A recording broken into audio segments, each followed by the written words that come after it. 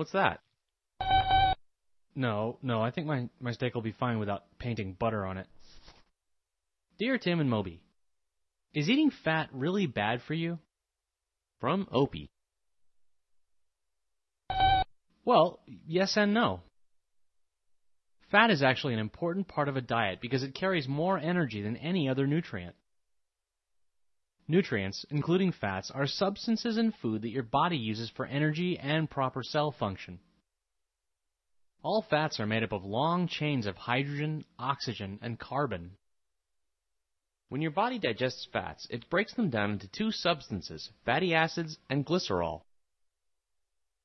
Glycerol is used to make glucose, the main form of fuel in your body. Your body uses the energy from carbohydrates and fats to maintain body temperature, contract muscles, and to construct and repair tissues. And muscles use fatty acids as a source of energy. But too much of a good thing can be bad for you. Well, for one thing, eating too much fat gives your body more glucose than it really needs. And if you don't exercise enough, your body lets that glucose just sit there instead of burning it off through physical activity.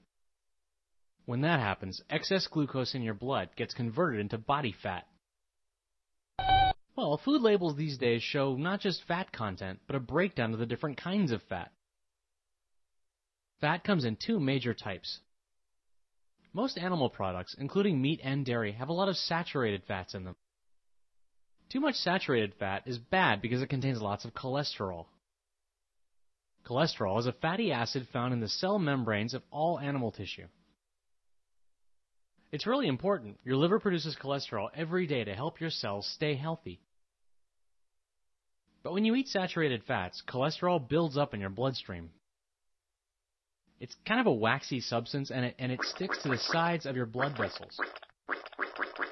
Cholesterol deposits called plaque form, restricting the flow of blood to your organs and increasing your blood pressure. That can cause heart attacks and strokes, among other problems. Vegetable oils contain more unsaturated fats, which are generally considered good.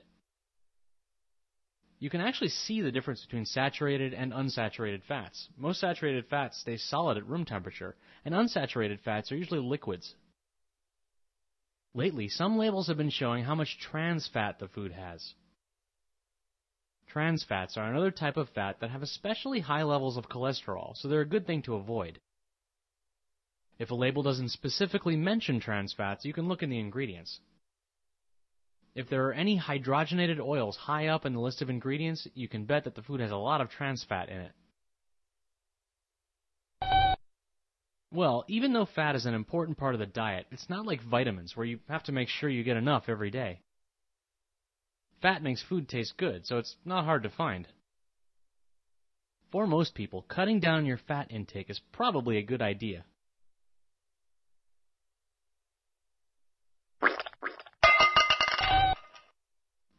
Yeah, I'm proud of you, but the garbage can is over there.